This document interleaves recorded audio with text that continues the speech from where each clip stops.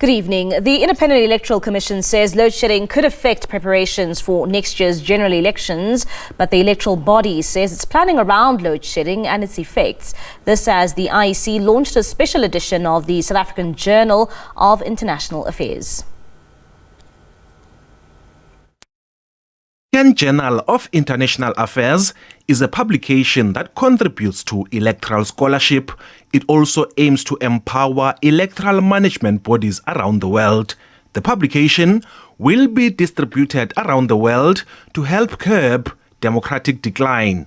As the IEC prepares for next year's general elections, the electoral body is mindful of the effects of load shedding. It's something that will affect the work. And we are planning around it. In our planning, we are factoring the fact that we may be experiencing load shedding. I'll give an example.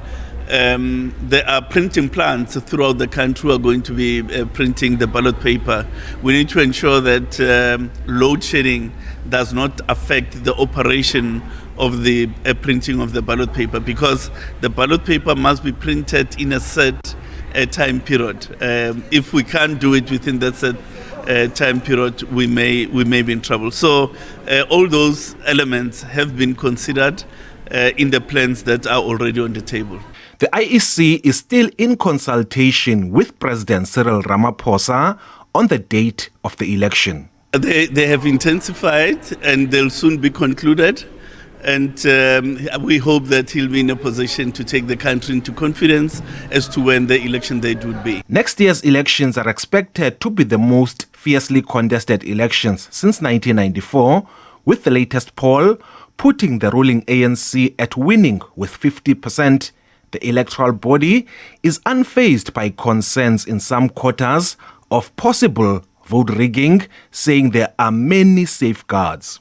Before voting starts, the box is opened in front of everybody. And at the end of voting, or throughout voting, party agents are there as well as observers, domestic and international.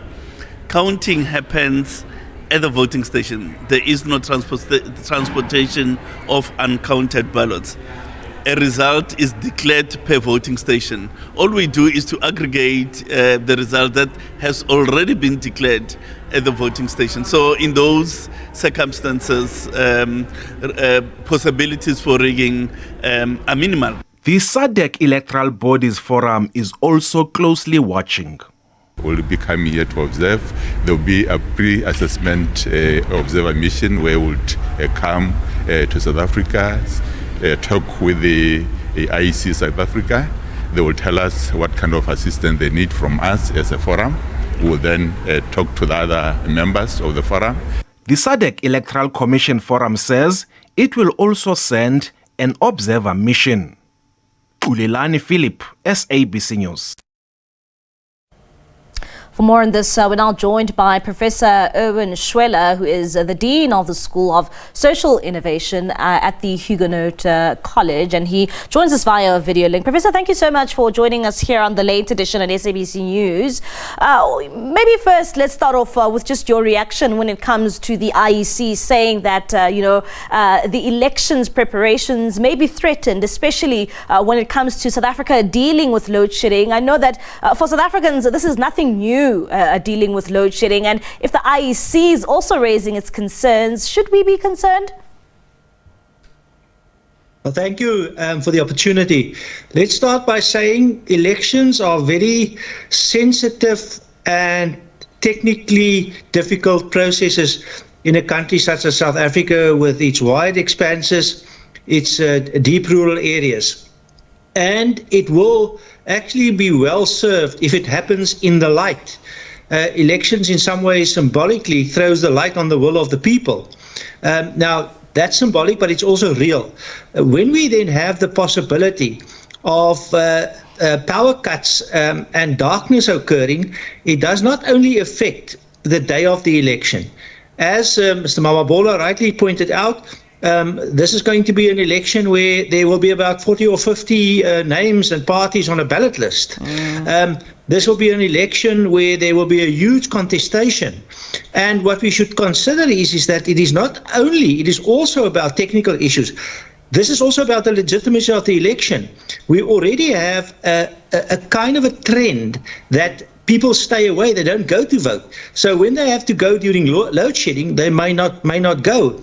And if this becomes something which exponentially grows, where people become even less interested in voting, they don't want to take the trouble, it might even affect the legitimacy at best of the, or at least of the election, but it might also really start to affect the whole idea of a free and fair election. So this is a serious issue.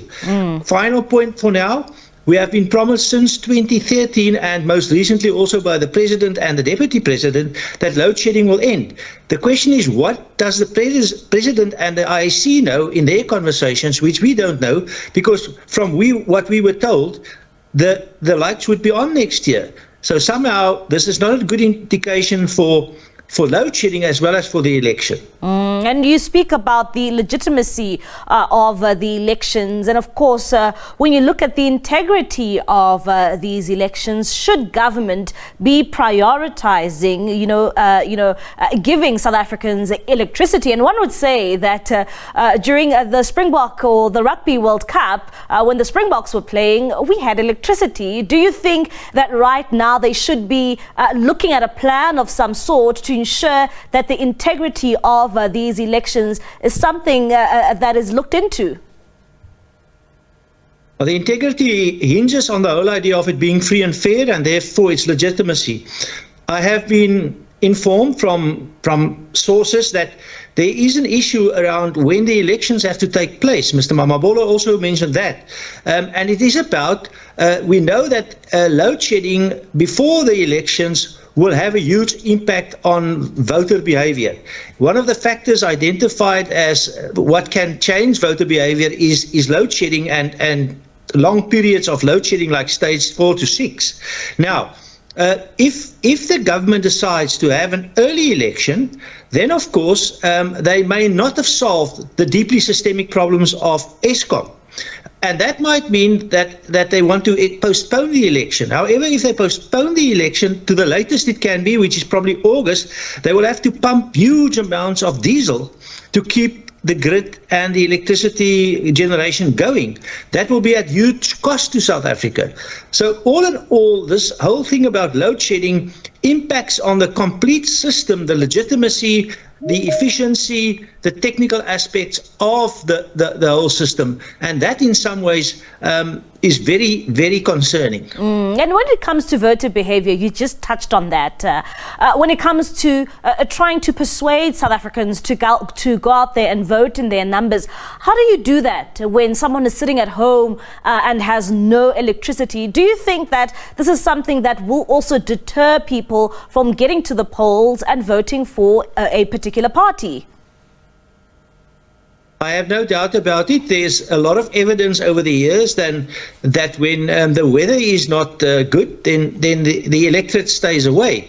Many people have difficulties economically for travel costs to get to the closest polling station. So I have no doubt that if there is going to be continuous load shedding, more or less on the day of the election, before and after, it will definitely impact on the, shall we say, the voters coming out to vote.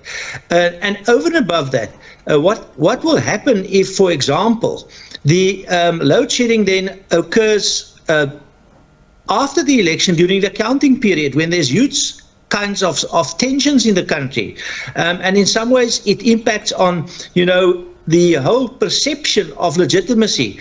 We can actually be put into a very dire situation where people start to say, well, we don't trust this process at all. Things cannot happen in the dark, symbolically and in actual fact. During elections, we throw the light on things, but we don't have light because we have, in essence, we have load shedding. And let's come to opposition parties. I'm sure this is a tool that they will be using, especially when it comes to campaigning for the elections come 2024. Do you think that a number of opposition parties can use this problem that South Africa is facing? I know that some of them have already included it in some of their messaging to South Africans.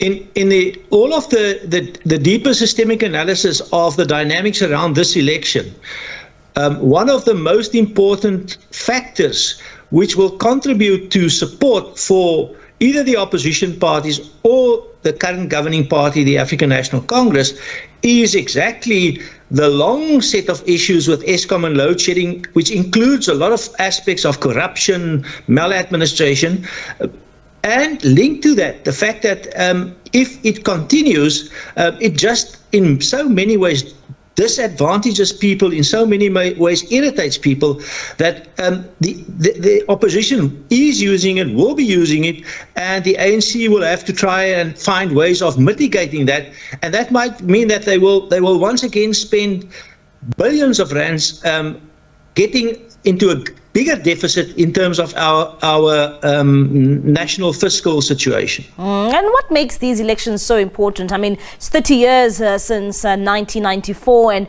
we're facing such dire problems in this country when it comes to, the access to electricity supply. What would make these elections very important for this country? We are on a cusp of many things that have tipping points here. The cusp of the tipping points are that in actual fact, there are many issues challenging South African citizens: the cost of living, the joblessness, the continued after 30 years poverty and inequality and unemployment. And we have seen a build-up, for example, in the many service delivery boycotts, and also the big occasions in KZN, was it last year, and in Gauteng. So there's a huge amount of underlying stress and strain in our society. We are very close to something which can perhaps become the last straw that breaks the camel's back. Professor, thank you so much for your time here on SABC News. That is Professor Erwin Schwella. He is the Dean of the School of Social Innovation at the Hugenote College, just giving us his insight there when it comes to those sentiments coming out from the IEC.